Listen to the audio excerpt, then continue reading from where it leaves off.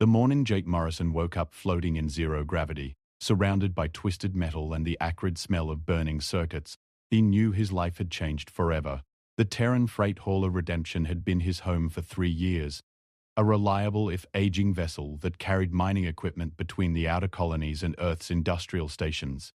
Now it was scattered across the surface of an unknown planet, like the shattered dreams of every freight runner who'd ever tried to make an honest living in the void.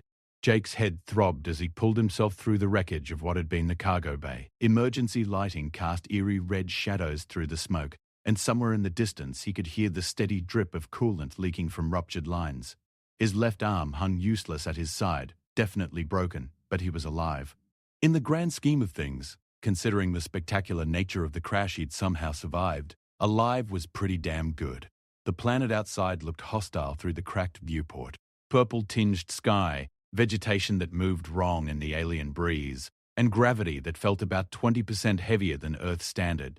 Jake had crash-landed on plenty of worlds during his 15 years as a freight mechanic, but this one felt different. This one felt dangerous in ways he couldn't articulate, like the very air was watching him. He'd been running a routine supply drop to Kepler Station when something had gone wrong with the hyperspace jump. Instead of the familiar blue-white tunnel of folded space, reality had twisted into something that hurt to look at. The ship's AI had started screaming warnings in 6 different languages before going silent forever. Then came the sudden, violent return to normal space, and the immediate realization that his navigation systems were showing absolutely nothing recognizable.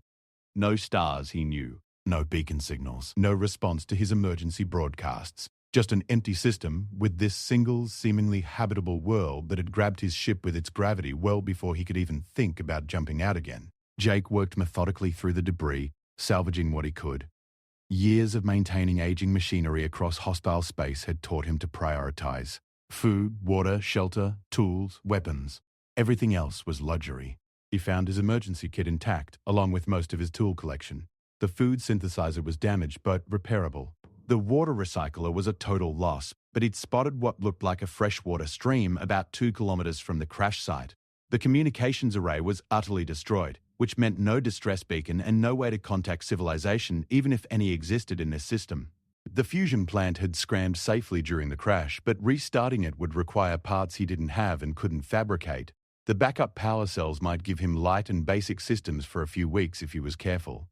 As Jake worked, he couldn't shake the feeling he was being observed. Twice he caught movement in his peripheral vision. But when he turned, there was nothing but alien foliage swaying in the wind. The silence was wrong too. No bird calls, no insect buzz, none of the natural sounds that should exist on a living world.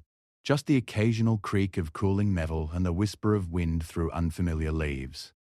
By the time the planet's sun began to set, painting the purple sky in shades of orange and red that reminded Jake painfully of Earth's sunsets, he'd established a basic camp in the most intact section of the ship's hull.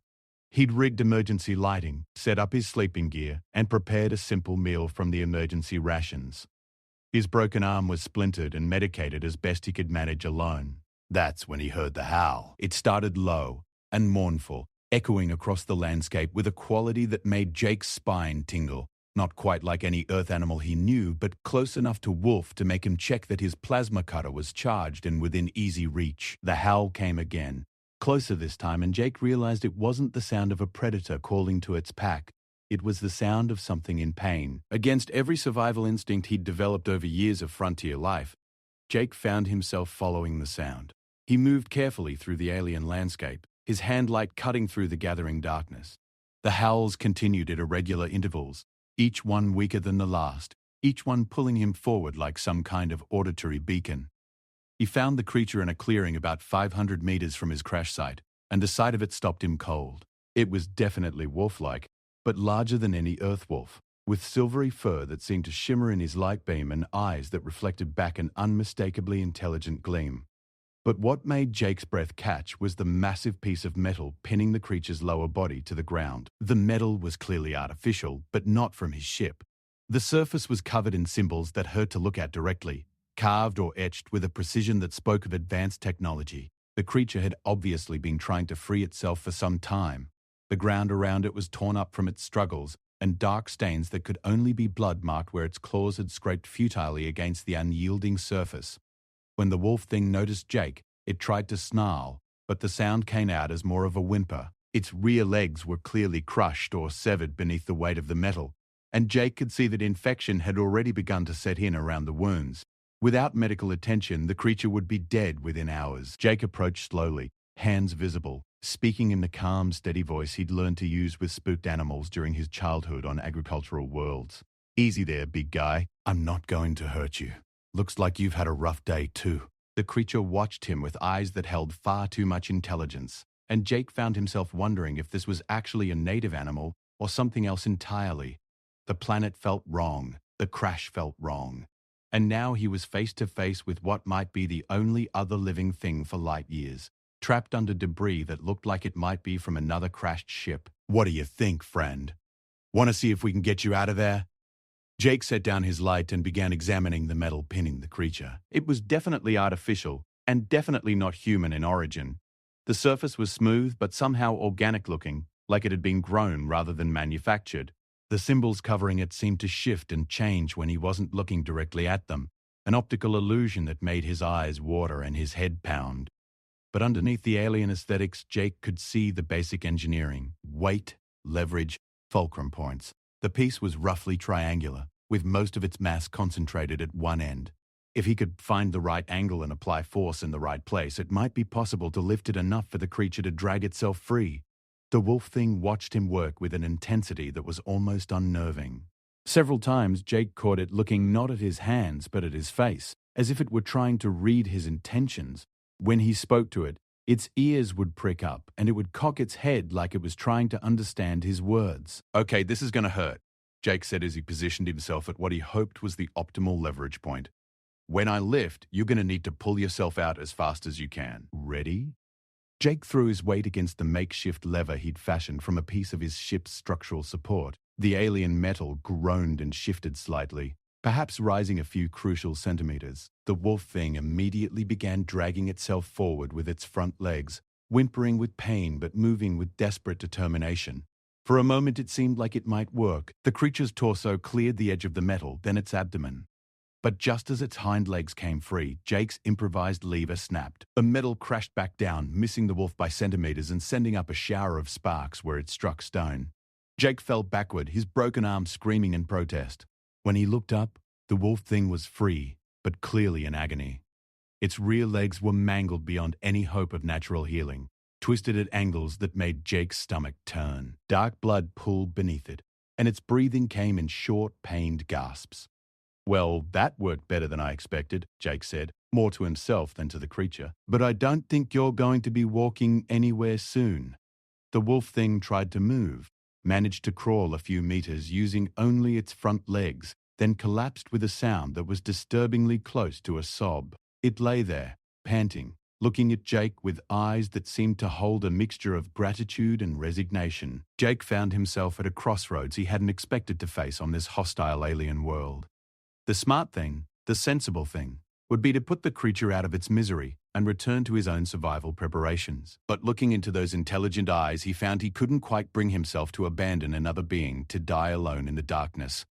"All right, let's see what we can do about this," he muttered, and began the careful process of fashioning a travelway from salvaged materials. Getting the wolf thing back to his makeshift camp was a 3-hour ordeal that left both of them exhausted and Jake's broken arm feeling like it was on fire. The creature was heavier than it looked, easily 150 kilograms of muscle and bone and silvery fur, but it cooperated as much as it could, seeming to understand that Jake was trying to help rather than harm it. By the time Jake had the creature settled in the shelter of the ship's hull, both of them were covered in blood and dirt and barely conscious from exhaustion.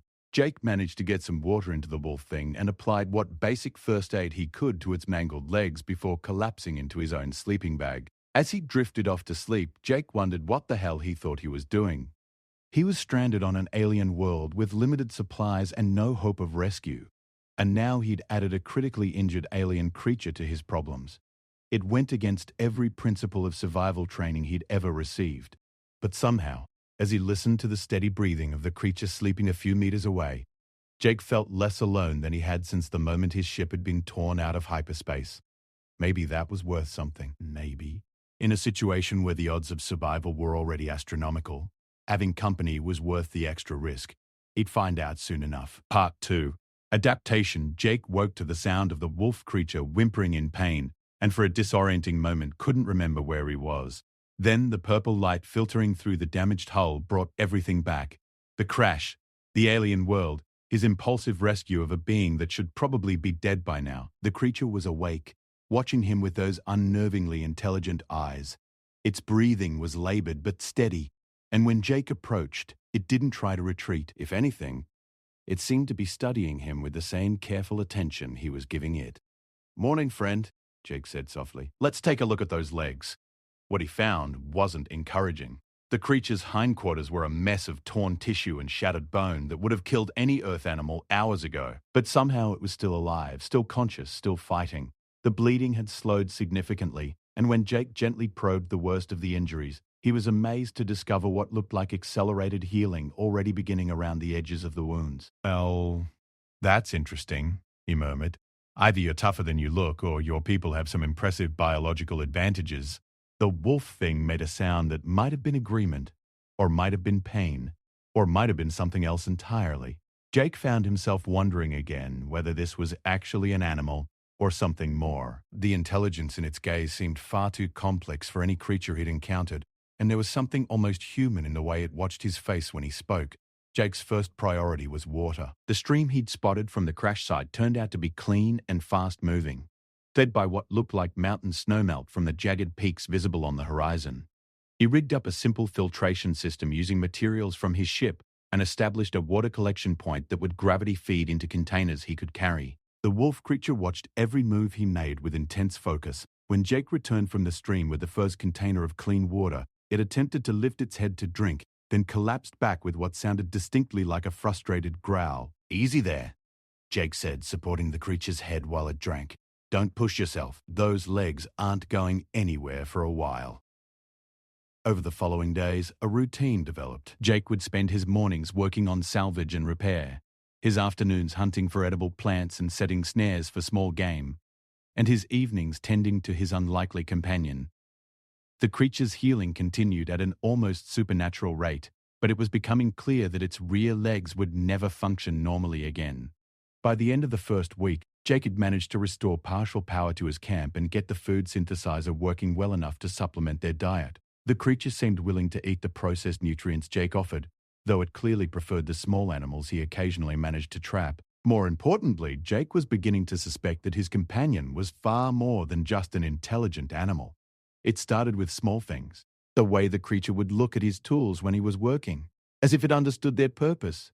The way it would position itself to get a better view when he was making repairs, like it was studying his techniques. The way it seemed to react not just to his tone of voice, but to the actual content of his words. "You understand me, don't you?" Jake asked one evening, as he worked on fashioning a support brace for the creature's spine. Not just the general meaning, but the actual words. The wolf thing tilted its head and made a sound that was clearly meant to be communicative. Not quite a bark, not quite a growl, but something that felt like an attempt at speech. Jake set down his tools and looked directly into the creature's eyes. "If you can understand me, blink twice." Without hesitation, the creature blinked twice. "Well, shit," Jake said, sitting back on his heels. "That's going to complicate things." Over the next few days, Jake developed a crude system of communication with his companion. Blinks for yes and no, different sounds for basic needs like food and water and pain. It quickly became clear that the creature possessed not just intelligence, but a sophisticated understanding of cause and effect, problem-solving ability, and what appeared to be complex emotional responses. "So what are you?" Jake asked during one of their evening conversations. "Some kind of uplifted earth wolf that got stranded out here? Native intelligence that evolved separately? Or are you something else entirely?" The creature made a long, complex vocalization that sounded almost like an attempt to mimic human speech patterns. Jake found himself wishing desperately for a universal translator, or at least a xenolinguist who could make sense of what was clearly an attempt at communication. "Well, whoever or whatever you are, we're stuck together now," Jake said. "Might as well make the best of it." That night, Jake dreamed of the moments before his ship had been torn out of hyperspace. In the dream, the twisted space around his vessel wasn't random. It was structured, purposeful, like something had reached out and grabbed him. When he woke, he found the wolf creature watching him with what looked distinctly like concern. The second week brought new challenges. Jake's food supplies were running lower than he'd hoped, and the alien ecosystem was proving more difficult to exploit than he'd expected. The fruits he'd tested were either inedible or mildly toxic. The small animals he managed to trap were barely enough to feed one person, let alone provide for his companion as well. More troubling were the signs that they weren't alone on this world. Jake had found footprints near the stream. Definitely artificial, definitely not human, but suggesting intelligence and tool use. Whatever had made them was bipedal and roughly human-sized, but with proportions that were subtly wrong. 2 long limbs, 2 narrow feet, stride length that suggested a different relationship with gravity. "We need to talk about mobility," Jake told the wolf creature one morning as he examined its healing injuries. "Your legs aren't going to support your weight again, but that doesn't mean you're helpless." "I've got some ideas, but I'm going to need your cooperation." What Jake had in mind was ambitious, probably insane, and definitely beyond anything in his training as a freight mechanic. But 15 years of keeping aging machinery functional across hostile space had taught him that sometimes the impossible was just engineering you hadn't figured out yet. Servo motors from the cargo handling system, control circuits from the navigation computer, power cells from the emergency systems, all held together with structural supports he fabricated from hull plating. The wolf creature watched the construction process with fascination, occasionally making suggestions through their improvised communication system that actually proved helpful. It seemed to have an intuitive understanding of mechanical principles that went far beyond what any animal should possess. "You've seen technology like this before, haven't you?" Jake asked as he fitted the partially completed exoskeleton around the creature's hindquarters. "This isn't new to you." The creature's response was complex and urgent. A series of vocalizations and gestures that Jake couldn't interpret but that clearly carried important meaning. It kept looking toward the horizon where Jake had first found the alien metal that had trapped it, as if whatever it was trying to communicate was connected to that discovery. "Your ship?" Jake guessed. "Is that where you came from?" The reaction was immediate and intense. The creature began vocalizing continuously, a mix of sounds that reminded Jake of both distress calls and attempts at complex speech. It kept trying to move toward the horizon despite its disability, clearly agitated about something Jake wasn't understanding. Okay, Jake said, placing a calming hand on the creature's neck. "We'll go look. But not until this exoskeleton is finished and tested. If there's something out there, we're going to face it together, or not at all." It took another 3 days to complete the mobility system. The final result looked like something cobbled together by a mad scientist, but when Jake activated the power systems and ran the creature through basic movement tests, it actually worked. The exoskeleton supported the creature's weight and responded to its movements, allowing it to stand and even take halting steps. The look in the wolf creature's eyes when it took its first supported steps was something Jake would remember for the rest of his life. Pure joy mixed with determination, intelligence blazing with renewed purpose. Whatever this being was, wherever it had come from, it was no mere animal. It was a person, trapped in a form Jake didn't yet understand, but capable of emotions and thoughts that were undeniably real. "All right, partner," Jake said, checking his plasma cutter and gathering supplies for an extended expedition. "Let's go see what you're so worried about." As they set out across the alien landscape, Jake couldn't shake the feeling that they were walking into something much larger and more dangerous than a simple salvage operation. The wrongness he'd felt since arriving on this world seemed to intensify as they moved away from the crash site, and more than once he caught glimpses of movement in the distance that suggested they were being observed. But the creature beside him moved with renewed confidence despite its mechanical legs, and for the first time since his ship had been torn from hyperspace, Jake felt like he was moving toward answers rather than just struggling to survive. He had no way of knowing that the answers he sought would challenge everything he thought he knew about intelligence, survival, and what it meant to be human in a universe far stranger and more dangerous than he had ever imagined. Part 3. Revelation and Transformation. The journey to the crash site took them across terrain that grew increasingly alien as they moved away from Jake's makeshift camp. The vegetation became more geometric, with crystalline structures that caught the purple sunlight and threw it back in patterns that hurt to look at directly. The very air seemed to thicken, taking on an oily quality that made breathing an effort and caused Jake's electronics to behave erratically. The wolf creature moved with growing urgency, its mechanical legs carrying it forward with a determination that bordered on desperation. Several times, Jake caught it making vocalizations that sounded like they might be directed at something other than him, as if it were calling out to someone who wasn't there. They found the second crash site just before the alien sun reached its zenith. Jake had seen a lot of crash ships in his 15 years as a freight mechanic, but nothing had prepared him for what lay before them now. The wreckage was massive, easily 10 times the size of his own ship, but it hadn't crumpled or torn the way metal should when it impacts at high speed.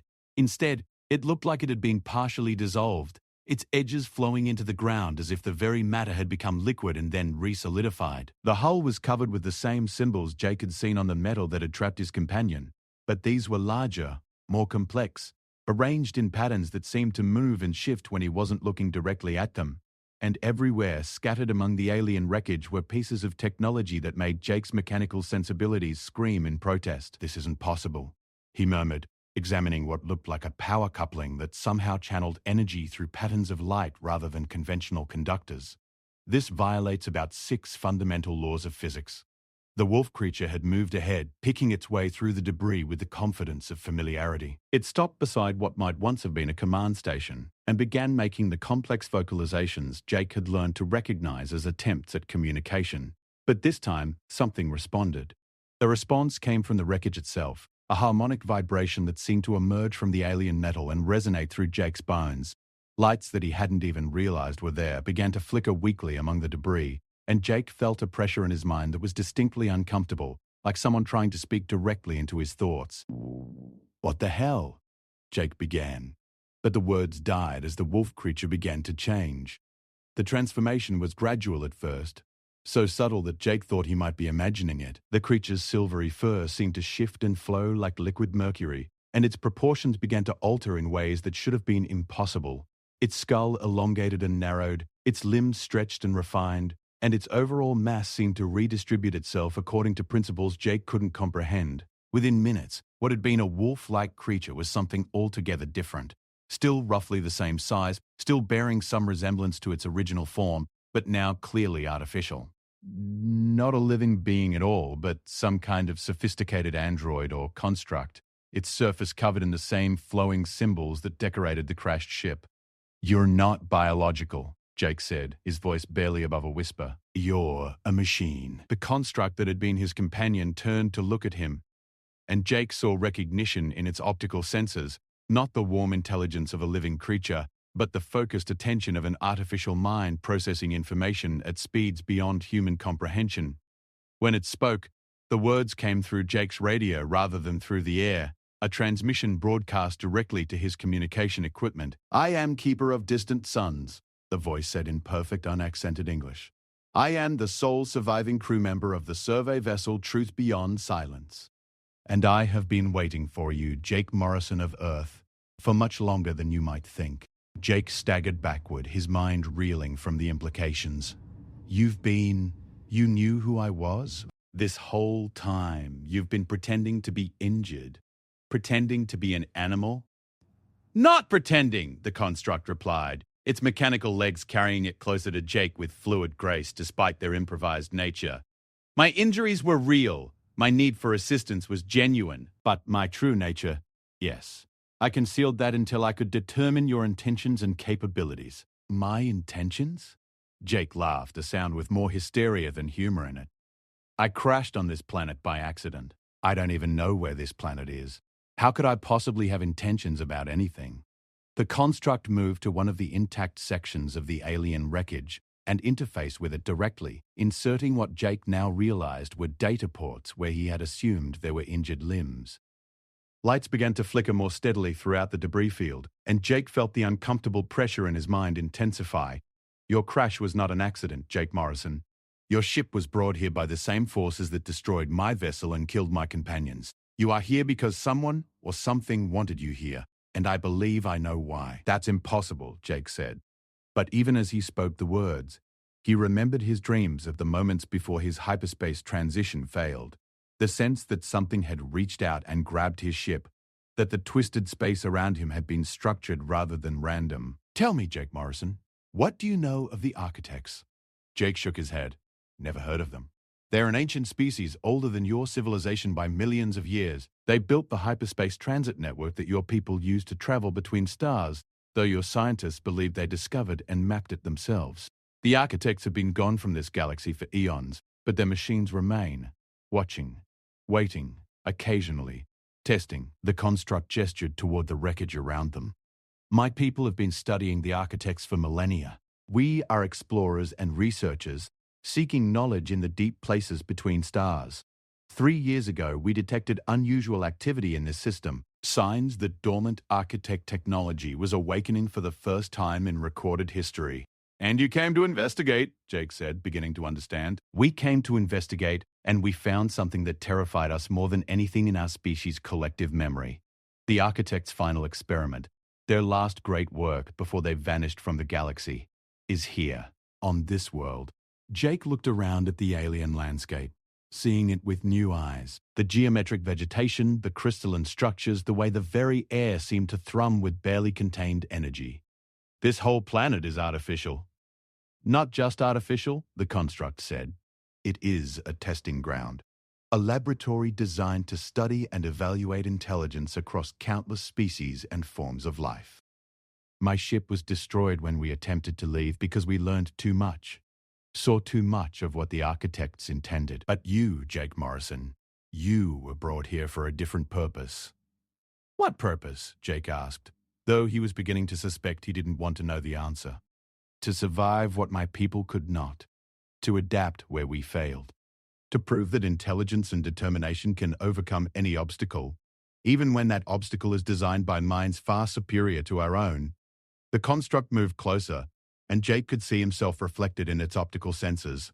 The architects valued one thing above all others, the ability to grow beyond one's limitations, to transform weakness into strength through will and ingenuity. They called it the great work, the ongoing evolution of consciousness itself. And you think I'm somehow part of that? I think, the construct said, that you are being tested.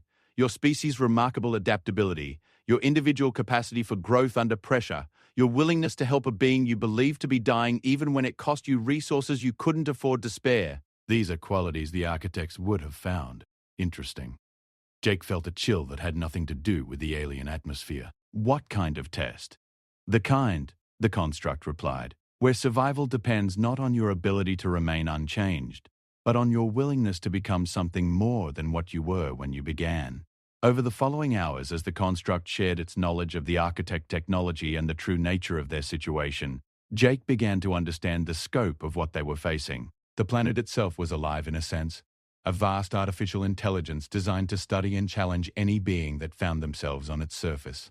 His crash, his survival, his encounter with the construct, all of it had been orchestrated by systems so advanced that their operations were indistinguishable from coincidence. So what happens now?